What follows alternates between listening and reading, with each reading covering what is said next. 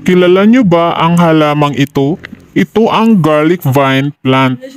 Bago tayo magsimula, huwag niyong kalimutang i-follow ang aking page at mag-comment kung ano ang masasabi niyo sa halamang ito.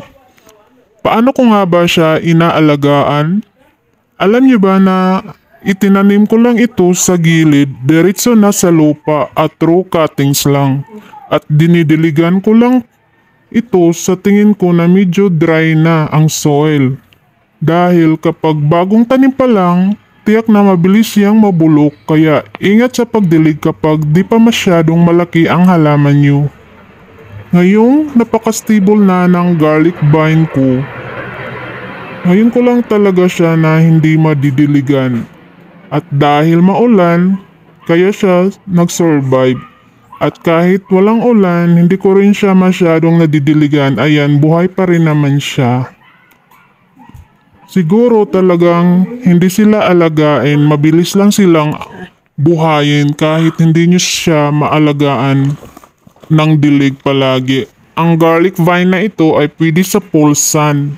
Itong garlic vine ko ay nakaharap sa east and south.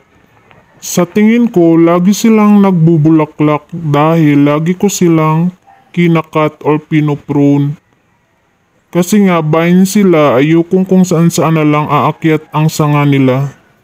Siguro, after blooming mga 2 months or 3 months, nagbubulaklak na naman sila kapag meron na namang bagong mga sanga at dahon dahil kinakat ko sila palagi. Alam nyo ba kahit walang fertilizer, namumulaklak pa rin talaga yan ng marami. Basta marami ng sanga ang mga garlic vine nyo. Dahil garlic vine nga siya, ang amoy parang garlic din. Napaka matapang ng amoy. Huwag nyong amoyin sa ilong. Tiyak na sasakit ang mga ilong nyo dahil sa tapang ng amoy nito. Parang normal lang na amoy kapag hindi nyo ginagalaw. Kapag gagalawin nyo, ang tapang ng amoy na lalabas sa mga bulaklak. At dahil sa amoy niya, lapitin talaga siya ng mga bubuyog o insekto.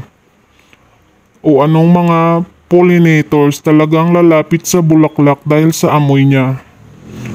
Pero kahit dinadapuan palagi ng mga insekto, di siya basta-basta nagkakaroon ng seeds. Yan ang napansin ko, kaya kadalasan through cuttings kung ikaw ay magpaparami nito. Ang bulaklak nito ay magiging fade kung ito ay malapit ng tumanda hanggang sa matuyo na.